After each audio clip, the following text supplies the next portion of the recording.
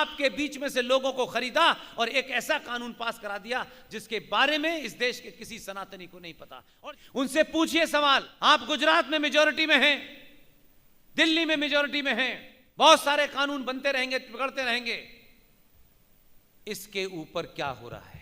उन्होंने कहा कि अगर आपको कागज दिखाने हैं तो वक्फ प्रॉपर्टी बोर्ड ने अपना एक ट्राइब्यूनल बनाया है जिसे संवैधानिक वैधता मिली हुई है।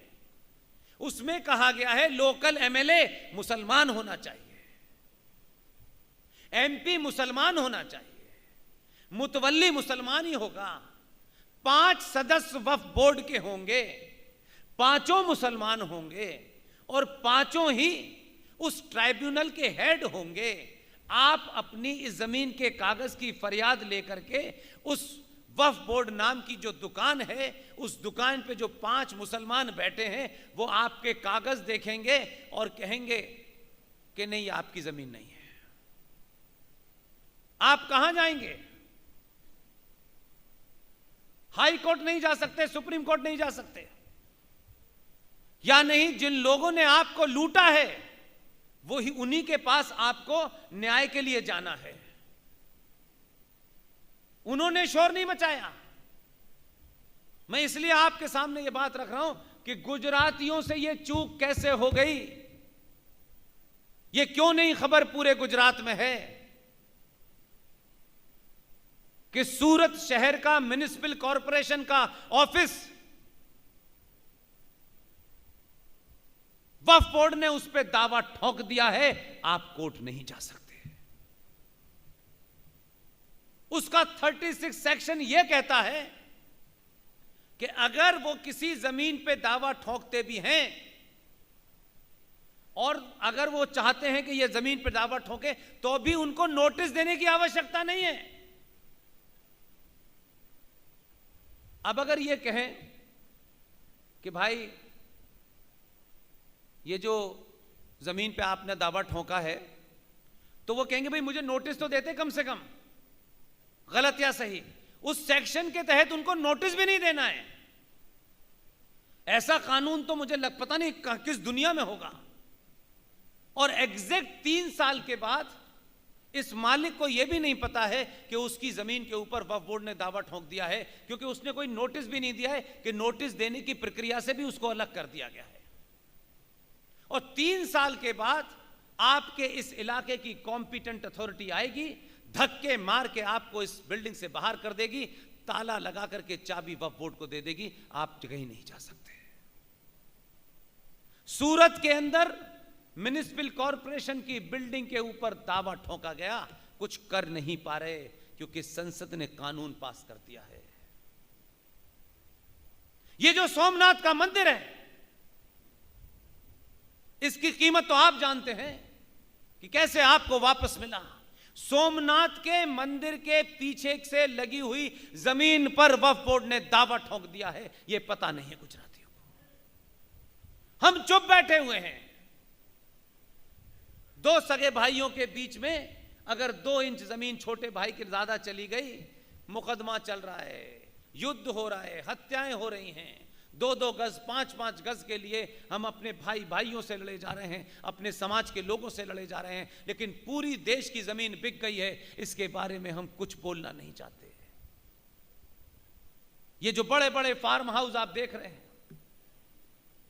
ये आपको शायद गलत फहमी होगी, कश्मीरियों को भी यही गलत फहमी थी। 1200 बीघा के सेबों के उनके खेत कोई काम नहीं आया। दिल्ली की सड़कों पर जिन लोगों ने 1 डिग्री 2 डिग्री टेम्परेचर में रहने वाला कश्मीरी हिंदू पंडित दिल्ली में 45 और 46 और 47 डिग्री टेम्परेचर में सड़क के किनारे, जिसका 1200 बीघा का खेत था, बहुत बड़ा विद्वान था, उसके बच्चे दिल्ली के फुटपाथ पे सिगरेट और तंबाकू बेच रहे हैं, कोई पूछने नहीं आया।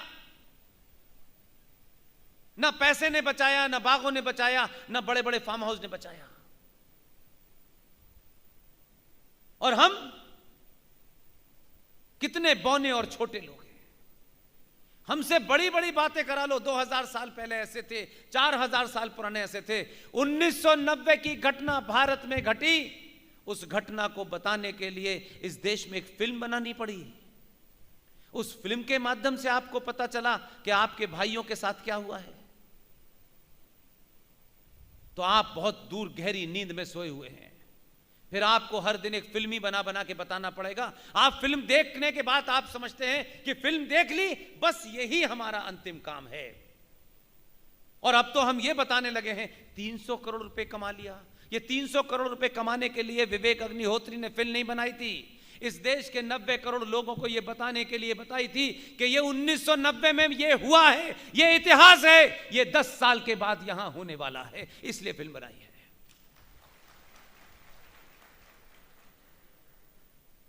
इसलिए इन मुद्दों पर सवाल उठाएं। आज आपके पास ताकत है।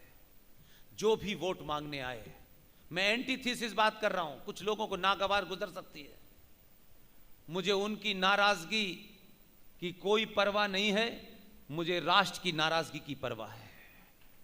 इसलिए मुझे कोई फर्क नहीं पड़ता।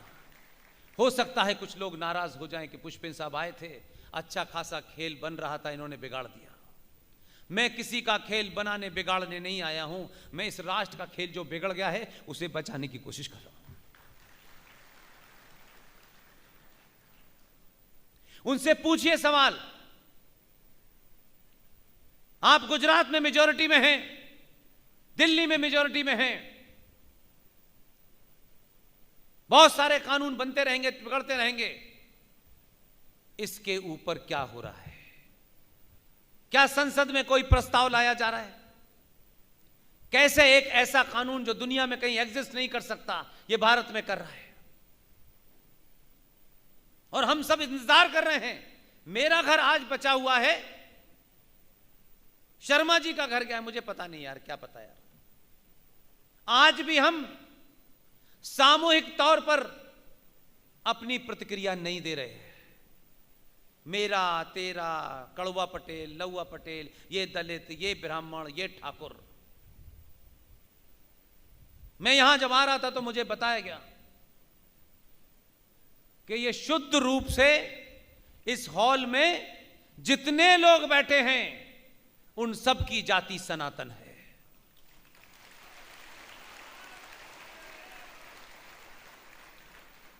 इतनी बड़ी तादाद में मैंने शर्मा, वर्मा, मिश्रा, ठाकुर, सक्सेना नहीं देखे, सिर्फ सनातनी देखे। इसको जमीन पे उतारिए। हालात बहुत खराब हैं। कोई नेता नहीं बताएगा, कोई पुलिस वाला आपको नहीं बताएगा। जमीन के हालात बहुत खराब हैं।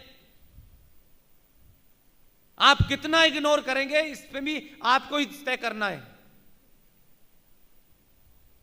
कि आप ये जो बांध टूटा हुआ है वहां से जब तक राजकोट नहीं आ जाएगा आप सोचते रहेंगे। जिंदा लोग वो होते हैं, 1000 मील कोई घटना घटती है उसको वहीं समाप्त कर देते हैं। जो उसकी तरफ नहीं सोचते वो समस्या उनके घर पे आ जाती है, तब न बेटी बचती है, न भाई बचता है, न मां बचती है, न पिता बचता है। इसलिए अपने होने का सबूत दीजिए। ये अरबों खरबों रुपया कमा करके सरकार की मदद कीजिए, लेकिन ये अरबों खरबों रुपया आपकी बहन बेटी की इज्जत बचाने वाला नहीं है। खबरें छुपाई जाती हैं, दबाई जाती हैं।